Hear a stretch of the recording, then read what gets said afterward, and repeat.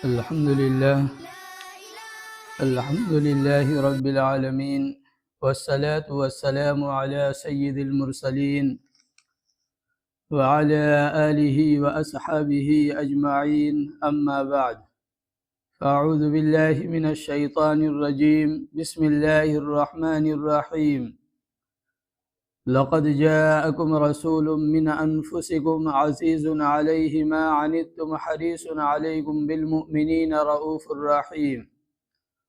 وقال النبي صلى الله عليه وسلم: جئتكم بكرامة الدنيا والآخرة، أو كما قال النبي صلى الله عليه وسلم. اللهم صل على سيدنا محمد وعلى آل سيدنا محمد وبارک وسلم۔ گزشتہ کئی جمعوں سے سیرت النبی صلی اللہ علیہ وسلم کو بیان کیا جا رہا ہے، اور سیرت النبی کے مختلف پہلوؤں سے ہوتے ہوئے گزشتہ ہفتے بات یہاں تک پہنچی تھی کہ جب آپ صلی اللہ علیہ وسلم نے لوگوں کو اللہ کی طرف بلانا شروع کیا، جب اپنے رسول ہونے کو بیان کیا، تو وہی لوگ جو آپ صلی اللہ علیہ وسلم کو امین و صادق کہا کرتے تھے، آپ صلی اللہ علیہ وسلم کا ادب سے نام نہیں لیتے تھے، وہی سارے دشمن بن گئے، اور آپ صلی اللہ علیہ وسلم کے اس مشن کو مٹانے کے اور اس پیغام کو دبانے کے لیے جو کچھ کر سکتے تھے وہ کرنا شروع کر دیا۔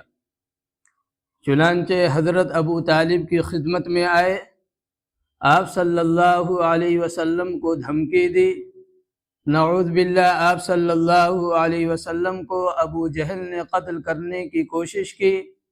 یہ ساری کارروائیاں شروع ہو گئیں جب آپ نے اپنے نبی ہونے کا اعلان فرما دیا اور اللہ کی وحدانیت کا ذکر کیا۔ اب جب آپ صلی اللہ علیہ وسلم کا یہ مشن تیزی کے ساتھ مکہ مکرمہ میں پھیلنا شروع ہوا، تو ان لوگوں نے جو ایمان لانے والے حضرات تھے عام طور سے ابتدا میں کمزور تھے، جیسے بلال حبشی رضی اللہ تعالی عنہ، حضرت عمار، یاسر، سمیہ، اسی طرح اور بھی جو صحابہ کرام آپ صلی اللہ علیہ وسلم پر ایمان لا رہے ہیں، ان کا تعلق مکہ مکرمہ کے کمزور طبقے سے ہے، لہذا انہیں ظلم و ستم کا نشانہ بنانا شروع کر دیا، تاکہ یہ ظلم و ستم سے عاجز آ کر یہ سارے محمد صلی اللہ علیہ وسلم سے دور ہو جائیں۔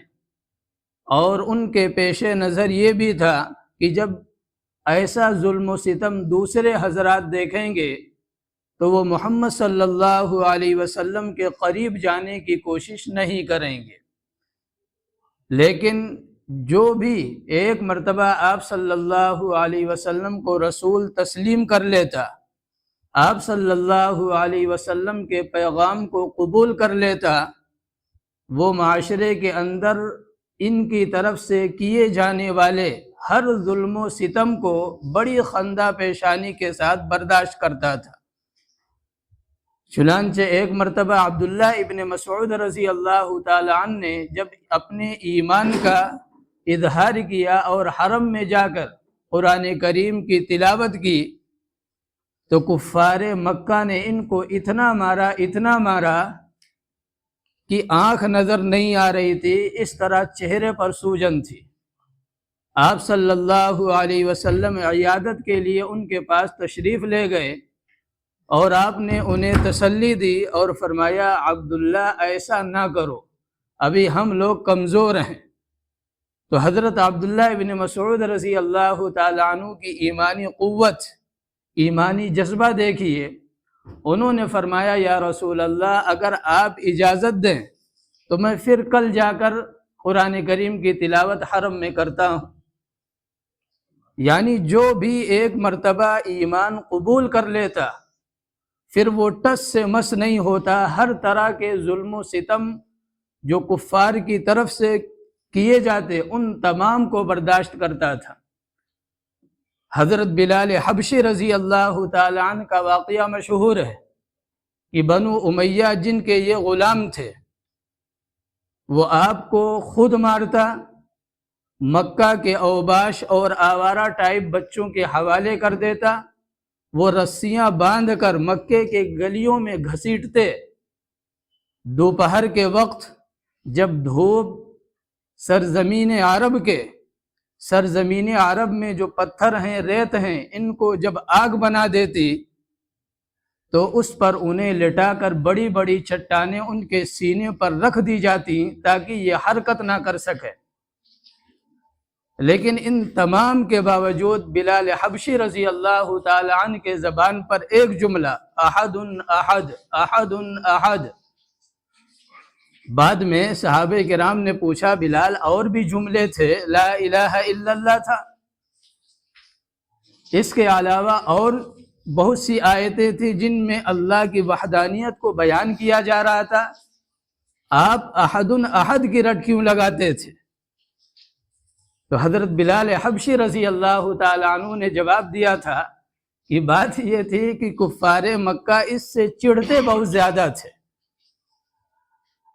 دوسرے اور جملے ہیں ان میں کچھ دائیں بائیں کیا جا سکتا تھا، لیکن یہ جملہ ایسا تھا احد احد، اس میں گنجائش ہی نہیں تھی دوسرے کی، اس لیے وہ چڑھتے تھے اور ان کو چڑھانے کے لیے میں اسی جملے کو بار بار زبان سے ادا کرتا تھا۔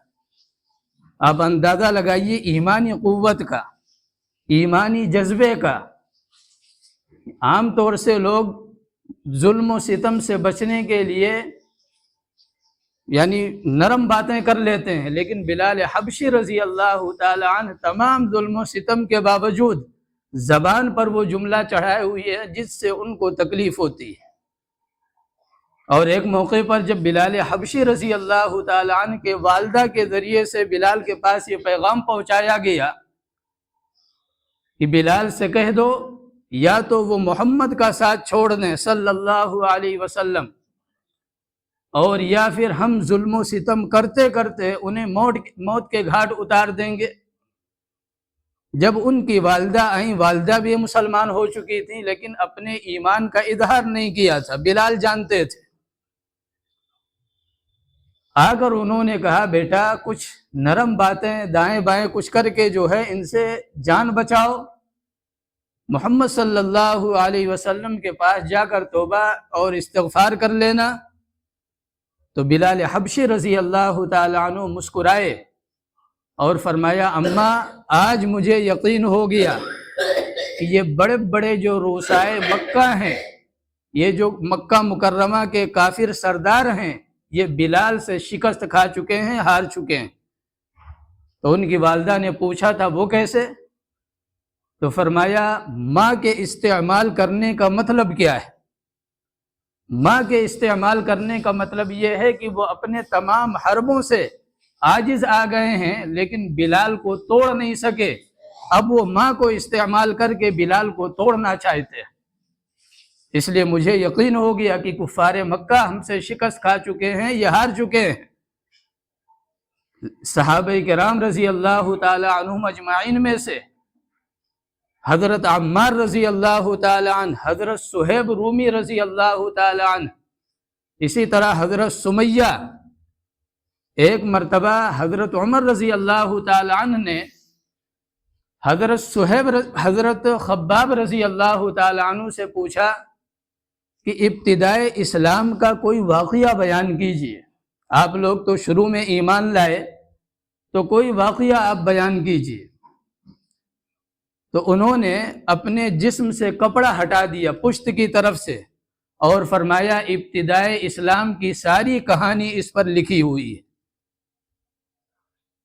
جب صحابہ کرام کی نظر اس پر پڑی، سیدنا حضرت عمر رضی اللہ تعالی عنہ کی نظر اس پر پڑی تو جگہ جگہ پشت میں گڈھے تھے اور پوری پشت جو ہے سیاہ ہو چکی تھی۔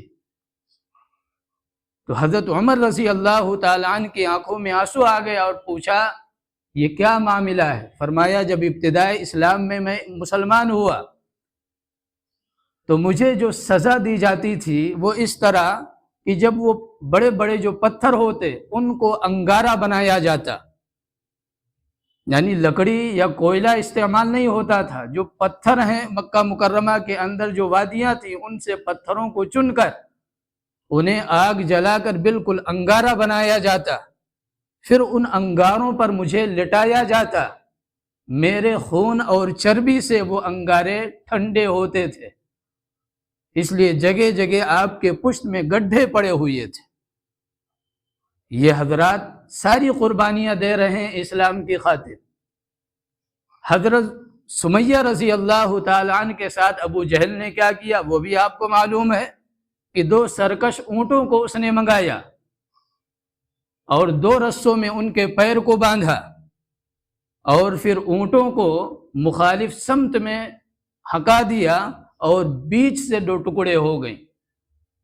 لیکن حضرت سمیہ بھی تاریخ میں اپنا نام لکھوا گئیں، یہ اسلام کی خاطر سب سے پہلی شہیدہ ہیں جنہوں نے اللہ کے اس دین کی خاطر اپنی قربانی کو پیش کیا، اپنی جان کو پیش کیا۔ اسلام لانے والی بھی پہلی خاتون اور اسلام کے لیے جان دینے والی بھی کیا ہے؟ خاتون ہے۔ اتنی بڑی شرافت اسلام نے عورتوں کو دی ہے۔ اس کے علاوہ جب آپ صلی اللہ علیہ وسلم سے صحابہ کرام نے آ کر ایک موقع پر حرم میں جب عمار نے شکایت نے درخواست کی کہ یا رسول اللہ دعا فرما دیں، ظلم و ستم زیادہ ہو رہا ہے، تو آپ صلی اللہ علیہ وسلم نے فرمایا بس تم ابھی سے گھبرا گئے، ابھی عشق کے امتحان اور بھی ہیں۔ پھر آپ صلی اللہ علیہ وسلم نے فرمایا تم سے پہلے لوگوں نے جو قربانیاں دی ہیں اس کا تصور بھی نہیں کر سکتے۔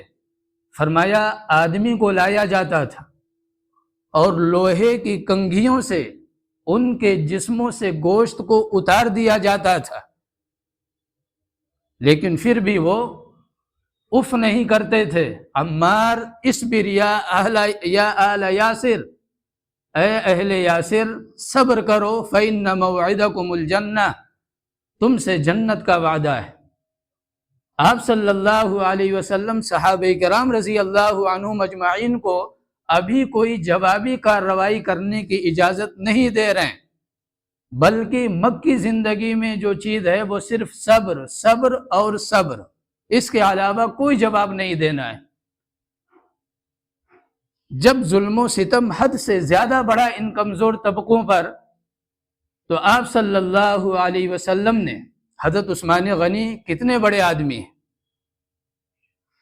سیدنا حضرت عثمان غنی رضی اللہ تعالی عنہ، ان کے جو والد ہیں عفان، یہ بہت بڑے تاجر ہیں اور یہ اکلوتے ان کے صاحبزادے تھے، بہنیں تھیں، لیکن عربوں کا دستور یہ تھا کہ باپ کے مرنے کے بعد بیٹیاں وراثت میں حقدار نہیں ہوں گی، سارا کا سارا بیٹے کو ملے گا۔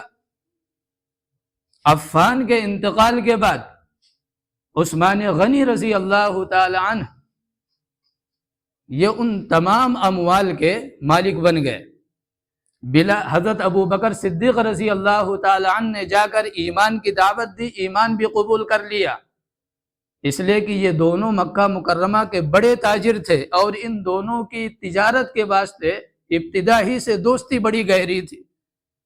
لہذا حضرت ابو بکر صدیق رضی اللہ تعالی عنہ نے اپنے دوست عثمان پر جب اسلام پیش کیا انہوں نے لبیک کہا۔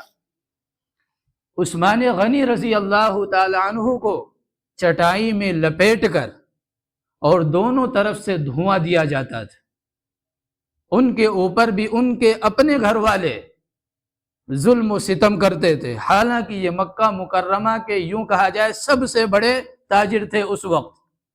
ایسا نہیں کہ عفان کے انتقال کے بعد عثمان غنی نے اس مال کو بچانے کی یا بڑھانے کی فکر نہ کی ہو، ملک شام، یمن، بحرین، ہر طرف ان کے تجارتی قافلے جاتے تھے، لیکن جب اسلام لائے تو وہی معاشرہ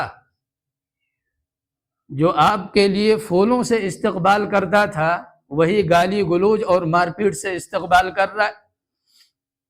آپ صلی اللہ علیہ وسلم نے صحابہ کرام کو حبشہ کی طرف ہجرت کی اجازت دی، تو اس میں 12 مرد، یہ جو پہلا قافلہ جو گیا ہے اس میں 12 حضرات ہیں، اس میں سیدنا عثمان غنی بھی ہیں، اور حضرت عثمان غنی رضی اللہ تعالی عنہ نے آپ صلی اللہ علیہ وسلم کی صاحبزادی سے نکاح کرنے کے لیے خود پیشکش کی تھی کہ جب آپ نے جبل ابی قبیس پر جب یہ پیش کیا کہ میں اللہ کا رسول ہوں اور لا الہ الا اللہ کہہ لو کامیاب ہو جاؤ گے، تو ابو لہب کے لڑکوں سے 2 بیٹیاں منسوب ہو چکی تھیں، رخصتی نہیں ہوئی تھی لیکن شادی ہو گئی تھی، اور تبت یدا ابی لہب وتب نازل ہو گئی۔ تو اس نے آپ صلی اللہ علیہ وسلم کی ان دونوں صاحبزادیوں سے اپنے بچوں کو دور کر دیا، بچوں کو مجبور کیا کہ طلاق دے دیا جائے۔ طلاق آپ صلی اللہ علیہ وسلم کی 2 بیٹیوں کو ایک ساتھ ہوا۔ اب حضرت عثمان غنی رضی اللہ تعالی عنہ نے جب پیشکش کی، اللہ کے نبی صلی اللہ علیہ وسلم عثمان کو جانتے تھے، عثمان غنی رضی اللہ تعالی عنہ بڑے باکردار آدمی تھے زمانے جاہلیت میں بھی، یہ عام لوگوں میں سے نہیں تھے، لہذا آپ نے اپنی خاندان کے بنو امیہ کے تھے، یعنی اسی قبیلے قریش کے جو مختلف شاخیں تھیں، ان میں بنو امیہ سے تھے، آپ نے پیشکش قبول کر لی۔ پھر ان کے انتقال کے بعد، یعنی جو آپ کے نکاح میں جو صاحبزادی آئیں رقیہ، ان کے انتقال کے بعد عثمان غنی نہایت مغموم تھے۔ تو لوگوں نے پوچھا کہ حضور اتنا غم کس بات کا؟ انہوں نے کہا ایک تو بیوی کا انتقال ہوا، دوسرا غم یہ ہے کہ نبی سے ہماری جو ایک نسبت تھی وہ نسبت ختم ہو گئی۔ تو آپ نے جب یہ بات سنی، دوسری لڑکی آپ کے نکاح میں دے دی۔ تو حضرت عثمان غنی رضی اللہ تعالی عنہ یہ بڑے باکردار آدمی ہیں زمانے جاہلیت میں بھی، اور اسلام لانے کے بعد تو ان میں پر لگ گئے، انہیں بھی تکلیف دی جا رہی ہے۔ اب جب آپ نے حبشہ کی طرف ہجرت کی اجازت دی تو اس میں عثمان غنی رضی اللہ تعالی عنہ ہیں اور آپ کی صاحبزادی حضرت رقیہ ہیں۔ تو آپ صلی اللہ علیہ وسلم نے فرمایا عثمان، لوط علیہ السلام کے بعد یہ پہلا جوڑا ہے جو اللہ کی راہ میں ہجرت کر رہا ہے نبی کے خاندان سے۔ اب آپ رضی اللہ تعالیٰ عنہ وہ 12 آدمیوں کو لے کر مکہ مکرمہ کی طرف گئے، اسی درمیان ایک واقعہ پیش آیا جو حضرت عمر رضی اللہ تعالیٰ عنہ کے ایمان میں داخل ہونے کا ذریعہ اور سبب بنا۔ چونکہ حضرت حمزہ رضی اللہ تعالیٰ عنہ 3 دن پہلے مسلمان ہو چکے تھے حضرت عمر کے اسلام لانے سے، اور ان کے اسلام کی جو وجہ بنا تھا وہ ابو جہل کا بنا تھا کہ جب اس نے آپ صلی اللہ علیہ وسلم کی گستاخی کی، اور حمزہ جب شکار سے واپس آیا اور اس باندی نے بتایا جس نے دیکھا تھا، تو وہ خاندانی جو غیرت تھی وہ جاگی، اور ابو جہل کے پاس جا کر اس کے سر پر مارا، بدلہ لیا اور کہا آج کے بعد اگر دوبارہ یہ حرکت کی تو پھر یہ سر تن سے جدا ہو جائے گا۔ حمزہ زندہ ہے، بھتیجا ہمارا لاوارث نہیں ہے، میں اگرچہ مسلمان نہیں ہوں لیکن وہ میرے خاندان کا چشم و چراغ ہے، اور آئے یا رسول اللہ ہم نے بدلہ لے لیا۔ اس پر آپ نے کہا تھا حمزہ مجھے اس وقت خوشی ہوگی جب تو میرے اسلام کا سپاہی بنے گا، ابھی تو تم نے خاندان کی وجہ سے، تمہارے خاندان کا ہوں، تمہارا بھتیجا ہوں، اس وجہ سے بدلہ لیا ہے، میرے دین کا دفاع تو نہیں کیا آپ نے، میرے مشن کا تو دفاع نہیں کیا، جب ہمارے مشن کے دفاعی بنو گے اس وقت مجھے خوشی ہوگی۔ حضرت حمزہ نے فوراً لا الہ الا اللہ محمد الرسول اللہ پڑھ کر آپ کو خوش کر دیا۔ اب جب یہ ہجرت کی اجازت ملی اور لوگ چھپ چھپا کر حبشہ کی طرف جا رہے ہیں، تو اب حضرت عمر رضی اللہ تعالی عنہ کی ملاقات یعنی یہ بھی رات میں نکلے ہوئے ہیں، ام عبداللہ سے ہو گئی۔ وہ تیاری کر رہی تھیں، اونٹوں پر سب کچھ رکھ رہی تھیں۔ حضرت عمر وہاں پہنچ گئے، اور پہنچنے کے بعد انہوں نے سوال کیا، بھائی الائنا، کدھر جانا ہے، کیا کرنا ہے، کہاں جا رہے ہو مکہ چھوڑ کر؟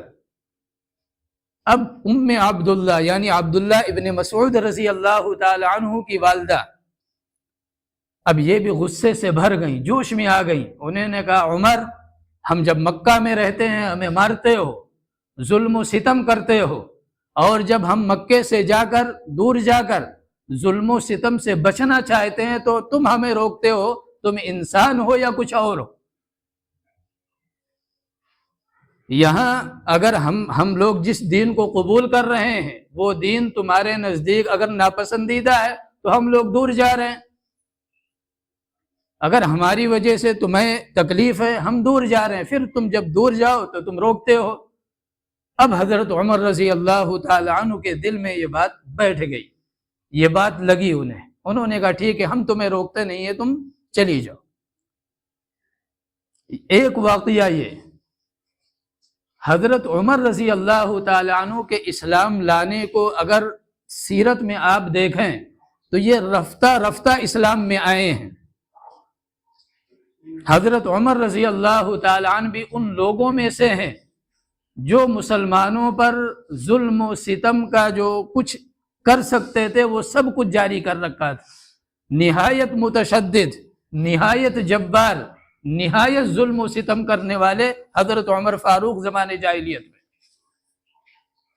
لیکن مسلمانوں کو انہوں نے مارا، مسلمانوں کو تکلیف پہنچائی، لیکن یہ دیکھ رہے کہ اتنی پختگی، اتنی مضبوطی کہ جو ایک مرتبہ محمد کی رسالت کا اقرار کر لیتا ہے وہ ہر ظلم و ستم کے لیے اپنے آپ کو پیش کر رہا ہے لیکن ان کا ساتھ نہیں چھوڑ رہا ہے، یہ چیز انہیں خوش کرتی تھی۔ یعنی ایک طرف تو مار رہے ہیں حضرت عمر رضی اللہ تعالیٰ عنہ کہ ان سے دور ہو جاؤ، اور دوسری طرف جب مسلمانوں کے اندر مضبوطی دیکھ رہے ہیں، مسلمانوں کا جماؤ دیکھ رہے ہیں تو انہیں خوشی ہو رہی ہے، وہ اندر سے خوش ہو رہی، پل میں ماشا اور پل میں تولا ان کی کیفیت۔ یہ ایک یعنی اسلام سے قریب آنے کی ایک وجہ۔ اس کے بعد ایک مرتبہ انہیں حرم سے کسی وجہ سے یعنی گھر سے باہر حرم میں رات گزارنی پڑی۔ یہ خانہ کعبہ کے غلاف کے اندر گھس گئے، اور اتفاق سے یا اللہ نے بھیجا، اتفاقی کوئی معاملہ تو ہوتا نہیں، اللہ نے بھیجا، آپ صلی اللہ علیہ وسلم نے آ کر نماز کی نیت باندھ لی۔ اب یہ اندر کھڑے ہوئے، انہوں نے کان لگا دیا۔ جب کان لگایا تو آپ صلی اللہ علیہ وسلم سورہ حاقہ کی تلاوت کر رہے تھے۔ الحاقۃ ما الحاقہ، نہایت مسجع اور مکفہ کلام ہے، اس کی جو ترتیب ہے بڑی شاندار ہے۔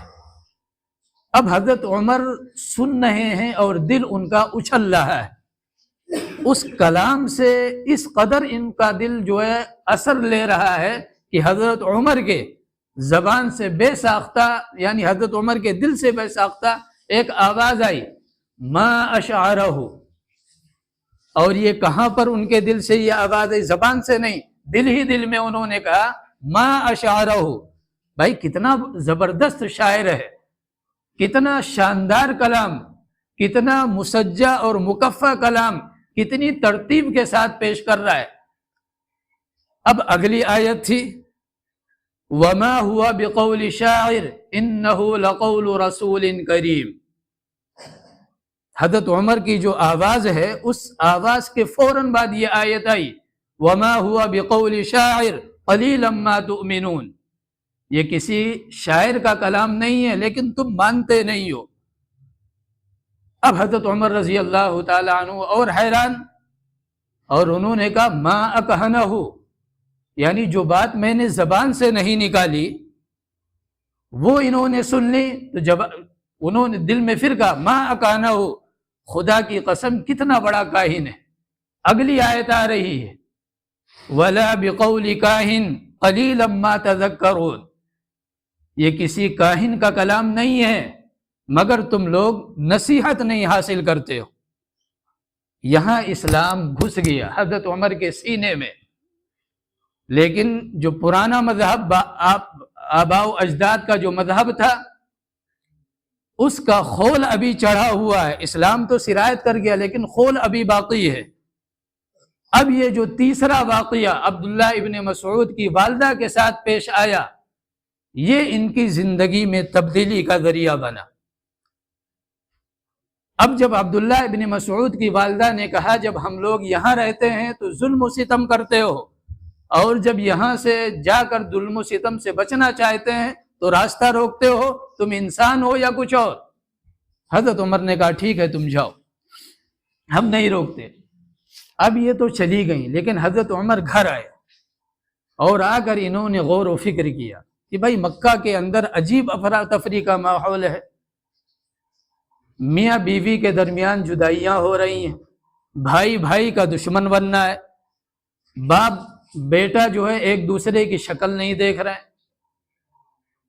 سوچتے سوچتے وہ اس نتیجے پر پہنچے کہ ان تمام کی وجہ محمد صلی اللہ علیہ وسلم ہے۔ اگر محمد صلی اللہ علیہ وسلم کا معاملہ ختم کر دیا جائے، نعوذ باللہ انہیں قتل کر دیا جائے، تو یہ جو افراتفری کا ماحول مکے کے اندر ہے، یہ افراتفری کا ماحول ختم ہو جائے اور لوگ چین و سکون اور امن و امان کے ساتھ زندگی گزاریں۔ یہ بات آئی اور ارادہ کیا اور اپنے ساتھیوں سے ارادے کا اظہار کیا اور پوری تیاری کی۔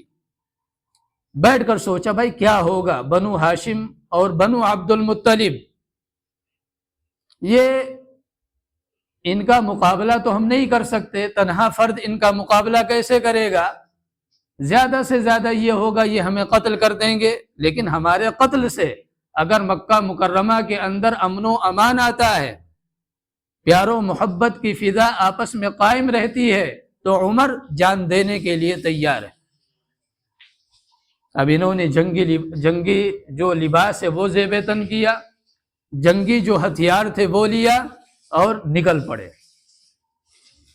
اب یہ ایسے وقت میں نکلے کہ کوئی معرکہ پیش نہیں ہے، کہیں کوئی لڑائی جھگڑے کا ماحول نہیں ہے، اور وقت بھی یہ نہیں ہے کہ گھر سے نکلا جائے۔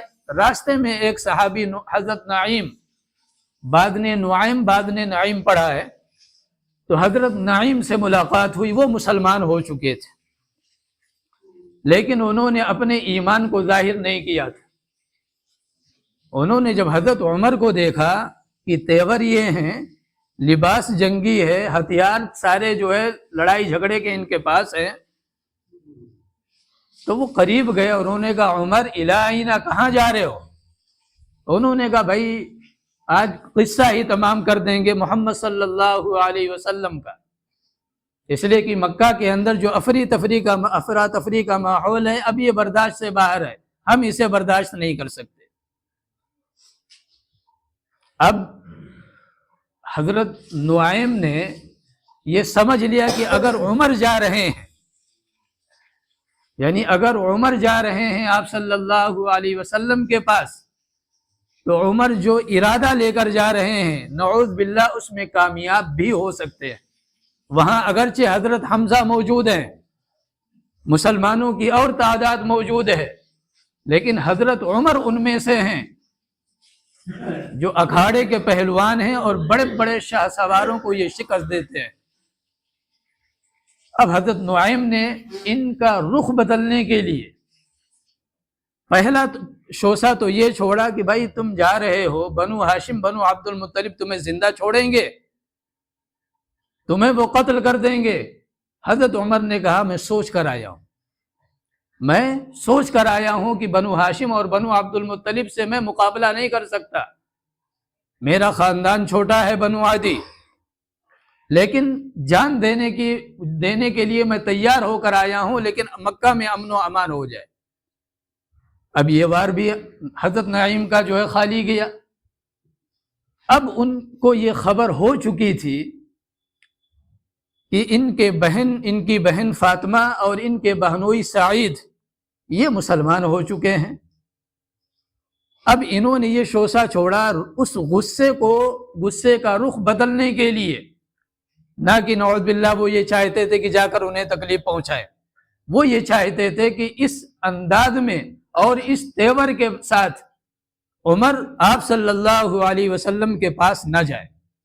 لہذا انہوں نے کہا بھائی تم جا رہے ہو محمد صلی اللہ علیہ وسلم کے ارادے سے، لیکن گھر کی خبر نہیں ہے تمہیں، دوسروں کی بڑی فکر ہے، تمہارے گھر میں کیا چل رہا ہے؟ تمہاری بہن فاطمہ مسلمان ہو چکی ہے۔ اب حضرت عمر رضی اللہ تعالیٰ عنہ کے تو اوسان خطا ہو گئے۔ انہوں نے کہا نعیم کیا یہ صحیح ہے؟ انہوں نے کہا ہاں صحیح، جا کر آنکھوں سے دیکھو۔ اب حضرت عمر رضی اللہ تعالیٰ عنہ نے وہ رخ اور غصہ اپنے بہن کی طرف پھیرا اور بہن کی طرف یعنی بہن کے گھر کی طرف چلے، اور وہاں جب گئے تو ایک صحابی حضرت خباب انہیں قرآن شریف پڑھا رہے تھے اور سورہ طٰہٰ کی ابتدائی آیتیں تھیں۔ اب یہ جب قریب گئے تو دروازہ سامنے، چھوٹے موٹے گھر، آواز آ گئی ان کے کانوں تک۔ انہوں نے دستک دی، بہن نے محسوس کیا عمر ہے، لیکن یہ وقت کوئی آنے کا نہیں ہے، یعنی یہ وقت جس وقت یہ آ رہے ہیں، گھر پہ دستک دے رہے ہیں، یہ لوگ مکہ مکرمہ کے اس وقت دوسرے کے ہاں نہیں جایا کرتے، اپنے گھروں میں آرام کرتے ہیں۔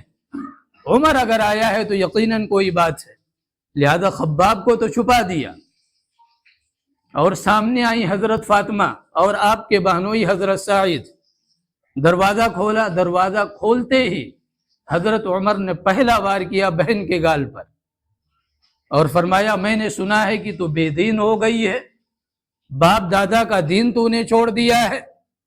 انہوں نے کہا نہیں ایسی کوئی بات نہیں۔ انہوں نے کہا نہیں، مجھے خبر ملی ہے، پختہ ذرائع سے معلوم ہوا ہے کہ تو بے دین ہو چکی ہے۔ تو حضرت فاطمہ نے ایک سوال کیا کہ بھائی یہ بتاؤ، جس دین کو میں نے قبول کیا ہے اگر وہ دین برحق ہو تو؟ اب ظاہر سی بات ہے تصدیق ہو گئی کہ ہاں ہم مسلمان ہو چکے ہیں۔ اب حضرت عمر نے اپنی بہنوئی کو مارنا شروع کیا، سینے پر چڑھ گئے اور بے تحاشا مارے جا رہے ہیں۔ فاطمہ نے آ کر بچاؤ کی کوشش کی، ان کو بھی پڑی۔ پھر حضرت فاطمہ کا ایک جملہ کہ عمر اگر تو خطاب کا بیٹا ہے تو میں بھی اسی خطاب کی بیٹی ہوں، اگر تیرے رگوں میں خطاب کا خون دوڑ رہا ہے تو میرے رگوں میں بھی خطاب کا خون دوڑ رہا ہے، تجھے جو کرنا ہے کر لے، لیکن ہم اب محمد کا ساتھ نہیں چھوڑ سکتے۔ اب حضرت عمر رضی اللہ تعالی عنہ یہ ٹھنڈے پڑ گئے،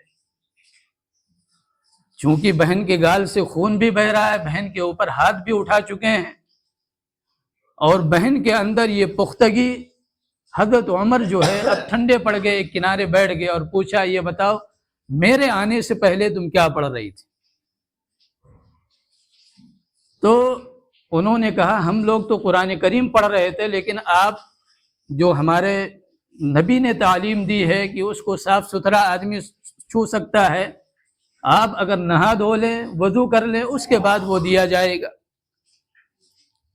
اب حضرت عمر رضی اللہ تعالیٰ عنہ کو جب وہ دیا گیا جس میں ابتدائی آیتیں سورہ طٰہٰ کی تھیں، آپ نے پڑھنا شروع کیا کہ طٰہٰ ما انزلنا علیک القرآن لتشقى، یہ پڑھتے پڑھتے گئے اور جب یہاں پہنچے اننی انا اللہ لا الہ الا انا فاعبدنی واقم الصلاۃ لذکری، جب ان آیتوں پر پہنچے تو حضرت عمر کی آنکھوں سے بے اختیار آنسو گرنے شروع ہو گئے، اور اس صحیفے کو رکھا اور پھر فرمایا کہ کوئی میری رہنمائی کر سکتا ہے کہ اس وقت محمد کہاں ہے؟ اب حضرت خباب جو چھپے ہوئے تھے وہ باہر نکل کر آئے، انہوں نے کہا عمر مبارک ہو، اللہ کے نبی نے کل رات حرم کے اندر خانہ کعبہ کا گلاب پکڑ کے 2 عمر کے لیے دعائیں کی تھی، اللہم اعز الاسلام بعمرین، اے اللہ 2 عمروں میں سے کسی ایک عمر کو دے دے، اور دے کیوں؟ اسلام کی عزت کے لیے۔ اسلام کی قوت کے لیے، اسلام کی سربلندی کے لیے۔ لگتا ہے کہ وہ دعا تمہارے حق میں قبول ہو گئی، عمر مبارک ہو۔ اس کے بعد بتلایا لوگوں نے کہ آپ دار ارقم میں ہیں۔ اب ظاہر سی بات ہے اتنی دیر میں گھر سے جا کر آدمی کپڑا تو لائے گا نہیں، یہ سارا معاملہ آنن فانن، لہذا وہی لباس، وہی تلوار، لیکن انداز بدلا ہوا۔ یہ دار ارقم کی طرف چلے ہیں اور جا کر جب وہاں دستک دی ہے تو صحابہ کرام نے کواڑ سے جب جھانک کر دیکھا تو حضرت عمر کھڑے ہیں۔ اب سارے جو اندر ہیں وہ دہشت میں آ گئے کہ بھائی عمر ہیں، ننگی تلوار ہے، تیر تفنگ کے ساتھ سامنے موجود ہیں، کیا کیا جائے؟ اب حضرت حمزہ رضی اللہ تعالی عنہ آگے بڑھے اور انہوں نے کہا کہ صرف مکہ کے اندر عمر نہیں ہے، حمزہ بھی موجود ہے، دروازہ کھولو۔ اگر وہ اچھے رنگ روپ میں اندر آتے ہیں، اچھے ارادے سے آتے ہیں تو ان کا استقبال ہے، ورنہ تلوار بھی ان کی ہوگی اور گردن بھی ان کی ہوگی۔ اب حضرت حمزہ رضی اللہ تعالیٰ عنہ کے کہنے پر صحابہ کرام نے جب دروازہ کھولا تو حضرت عمر سر جھکائے ہوئے اندر داخل ہوئے۔ اللہ کے نبی صلی اللہ علیہ وسلم آگے بڑھے اور آپ کا گریبان پکڑا، اور پکڑنے کے بعد اسے جھٹکا اور فرمایا عمر، کیا وہ وقت نہیں آیا کہ تو کہہ دے میں اللہ کا رسول ہوں اور اللہ ایک ہے؟ حضرت عمر رضی اللہ تعالیٰ عنہ نے فوراً کہا لا اشہد ان لا الہ الا اللہ واشہد انک رسول اللہ، یا رسول اللہ وہ وقت آ گیا، میں گواہی دیتا ہوں اللہ ایک ہے، اور میں اس بات کی بھی تصدیق کرتا ہوں کہ آپ اللہ کے رسول ہیں۔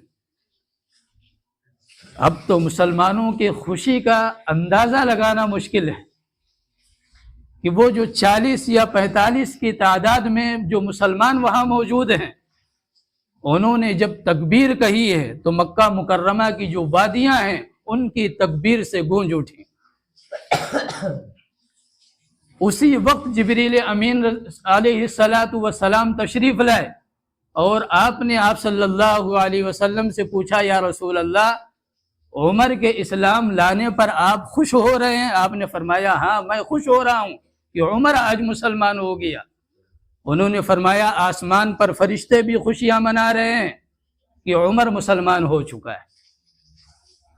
عبداللہ ابن مسعود رضی اللہ تعالی عنہ فرماتے ہیں کہ عمر کے اسلام لانے کے بعد عمر نے جب اسلام قبول کیا، اس کے بعد دن بدن اسلام کے اندر ترقی ہوئی ہے، اسلام تنزلی کا شکار نہیں ہوا ہے۔ اور وہ فرمایا کرتے تھے کہ عمر کا اسلام لانا یہ اسلام کی فتح تھی، اور ان کا امیر المؤمنین بننا، مسلمانوں کا خلیفہ بننا، یہ سارے عالم کے لیے رحمت تھا۔ حضرت عمر رضی اللہ تعالی عنہ ابھی اسلام لائے ہیں، پھر جب وقت داخل ہوا نماز کا، دیکھا سب ہاتھ پاؤں دھو رہے ہیں، پوچھا کیا معاملہ ہے؟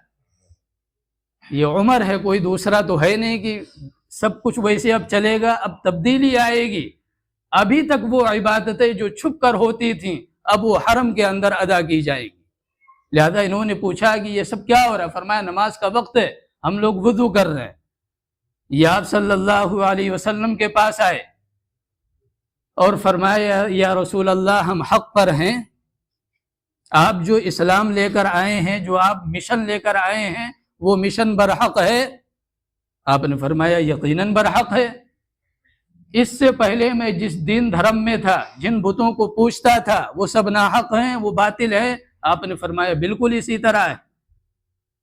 اب حضرت عمر رضی اللہ تعالیٰ عنہ نے فرمایا کہ معبودان باطلہ کی عبادت حرم کے اندر کھلے عام کی جائے، اور معبود حقیقی کی عبادت یہ چھپ کر کی جائے، اب ایسا نہیں ہوگا۔ آپ اگر اجازت دیں تو آج ہم نماز حرم کے اندر پڑھیں گے۔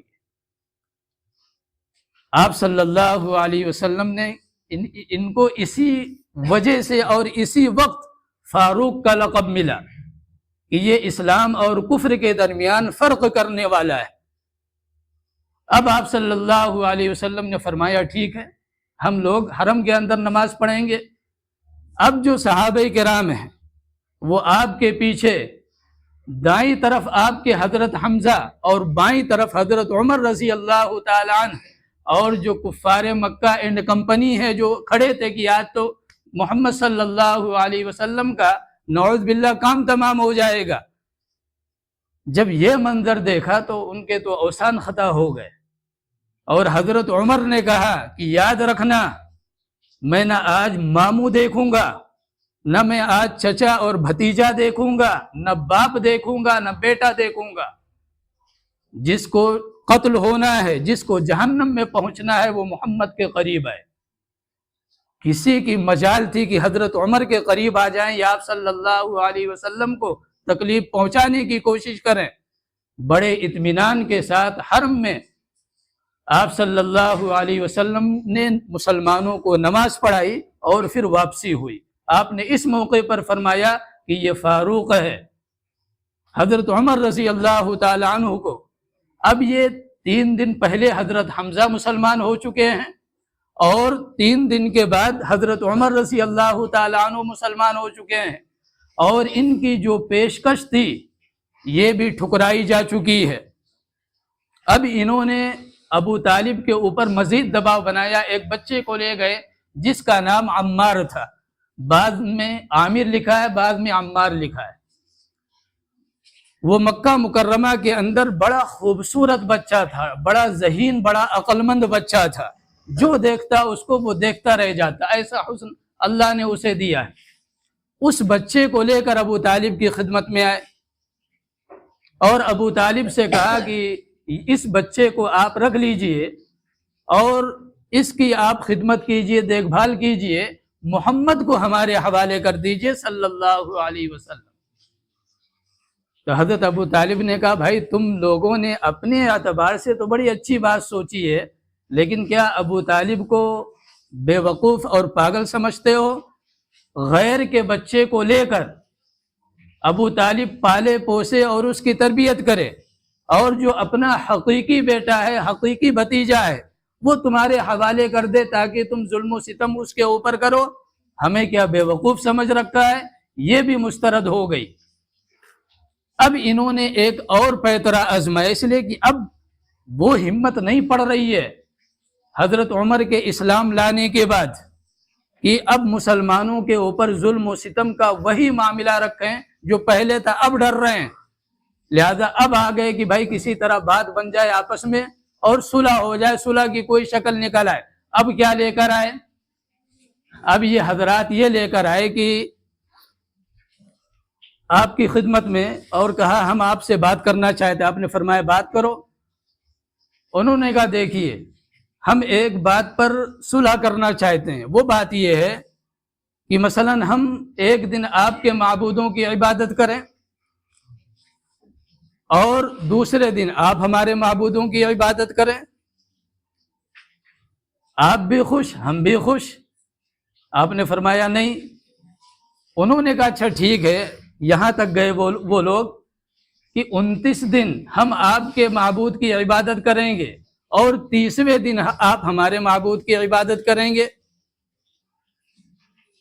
اللہ کے حبیب صلی اللہ علیہ وسلم نے فرمایا بھائی جو باطل ہے ہم اس کی عبادت کیوں کریں گے؟ تمہیں اگر معبود حقیقی کی عبادت نہیں کرنی ہے نہ کرو، لیکن ہم معبودان باطلہ کی عبادت نہیں کر سکتے، چاہے ایک لمحے کے لیے مہینے میں۔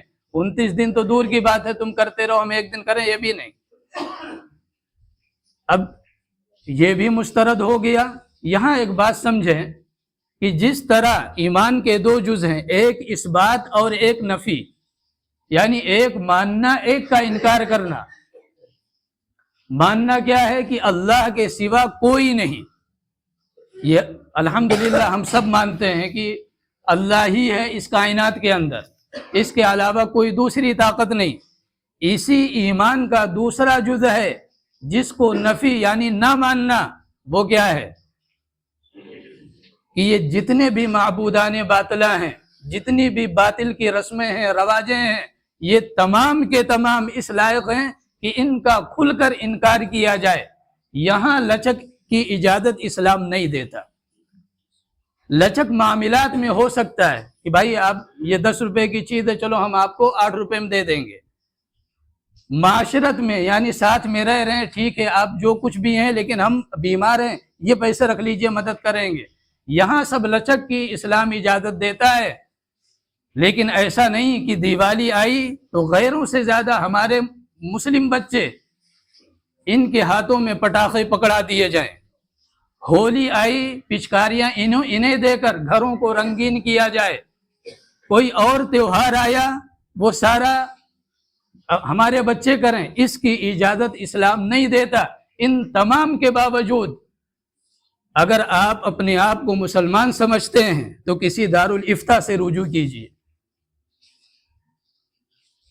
اگر کفر کا کوئی بھی طریقہ آپ کو اچھا لگ رہا ہے،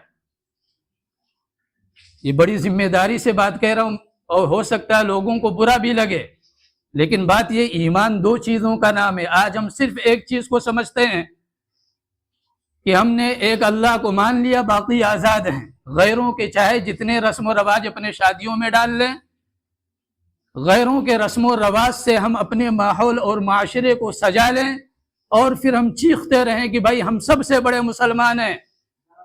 ہمیں اپنے ایمان کا جائزہ لینے کی ضرورت ہے کہ کہیں ایسا تو نہیں ہمارے ایمان کا جنازہ نکل چکا ہے، ہم صرف نام کے مسلمان ہیں اور اللہ کی فہرست میں ہمارا نام کہیں اور درج ہو چکا ہے۔ لہذا یہاں اللہ کے نبی صلی اللہ علیہ وسلم نے ابو جہل اینڈ کمپنی سے صاف کہہ دیا، اور اللہ نے قرآن کی سورت اتار دی، قُلْ يَا أَيُّهَا الْكَافِرُونَ، اے کافروں کی جماعت سنو، کیا لَا أَعْبُدُ مَا تَعْبُدُونَ، جن کی تم عبادت کرتے ہو میں ان کی عبادت نہیں کر سکتا، اور جن کی میں کرتا ہوں تم کرو یا نہ کرو وہ تمہارا اپنا مسئلہ۔ آخر میں کیا کہا؟ لَكُمْ دِينُكُمْ وَلِيَ دِينِ، معاشرے میں رہو کوئی بات نہیں، لیکن تمہارا دین تمہارے لیے اور ہمارا دین ہمارے لیے۔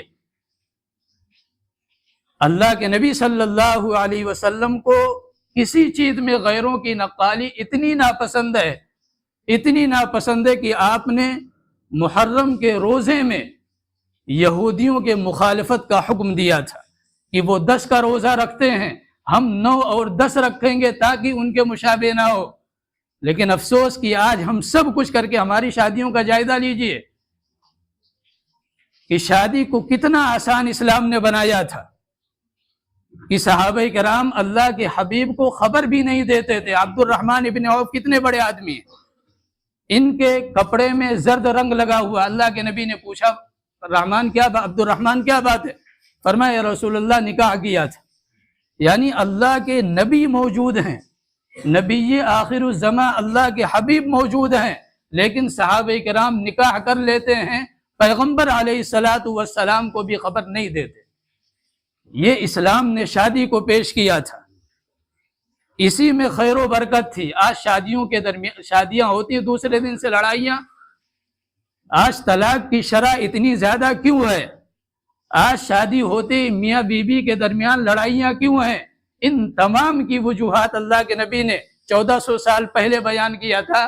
ان اعظم النکاح برکہ ایسرہ مؤونہ، کہ سب سے بابرکت نکاح، ٹکاؤ اور مضبوط نکاح وہ ہے جس میں مشقت کم ہو، جس میں خرچہ کم ہو، جس میں دکھاوا کم ہو۔ یہ طریقہ اپنائیں گے، ہمارا پورا ماحول کیا ہے؟ یہ چین و سکون والا بنے گا، نہ اتفاقی کے بجائے محبت اور پیار والا بنے گا۔ لیکن ہم سارے کام کر کے ہم وقت کے ابدال سے اگر نکاح پڑھوا لیں تو قسم تو نہیں کھا رہا ہوں، لیکن یہ نکاح ٹکاؤ نہیں ہو سکتا۔ اللہ تبارک و تعالی ہم سب کو کہنے سننے سے زیادہ عمل کی توفیق